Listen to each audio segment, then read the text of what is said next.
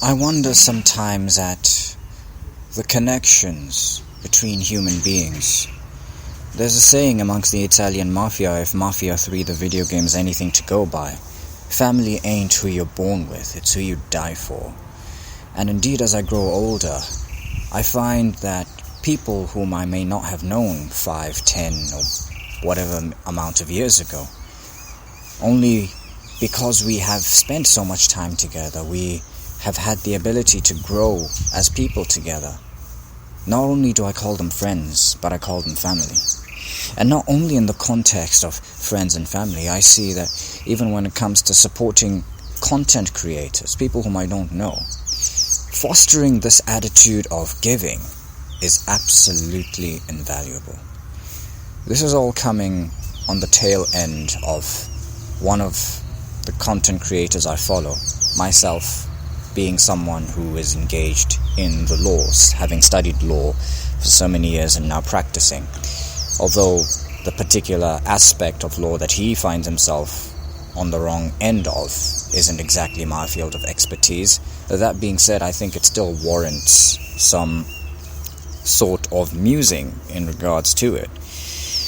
The fact is that I've never met this content creator before, and the nature of this content is that I've never seen his face until recently when he decided that he was going to expose it and come clean.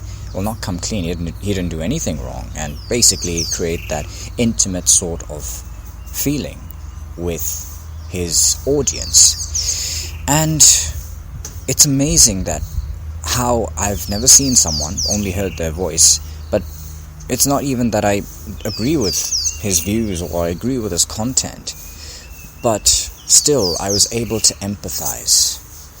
Is this what they call in Islam and in the Arabic language fitrah, that innate natural disposition that we all have, the innate natural disposition to care for others, the innate natural disposition to perhaps be giving, to always lend a helping hand?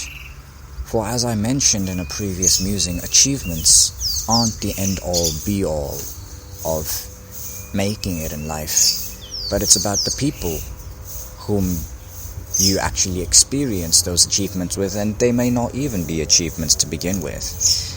Is this longing, yearning for connection, the real achievement? Is this our true human nature?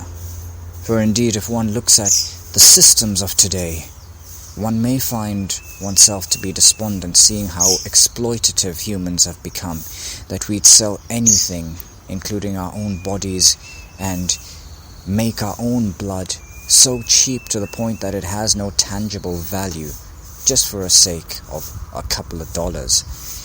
In that backdrop, in the backdrop of such an imperialistic, murderous system, we may find ourselves struggling to be hopeful. And yet, it is moments such as these where we find our charitable self, if you will, blossoming, coming to the forefront, taking center stage, and reminding us of who we are really created to be. Within the Islamic tradition, we are reminded that humans are ashraful makhluqat. They are the best of all creation, not because they are the strongest, because we aren't. We can't fly, we can't swim for so many kilometers at a time. We can't hold our breath for more than a couple of minutes, I suppose. I don't know what the world record is, but the average human isn't a fish, that's for sure.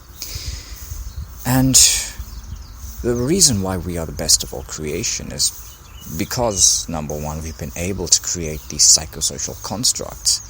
But I would also argue that perhaps it's because of this innate disposition that we have been blessed with, this innate yearning to help someone other than myself for no reason whatsoever. In other words, no strings attached and no reward. True altruism, which is hardly seen in arenas such as the political one or the corporate one. However, in order for our politics to improve, and in order for our corporations and business models to improve, there is a definite need to return to what is innately natural, to the disposition that we have as humans.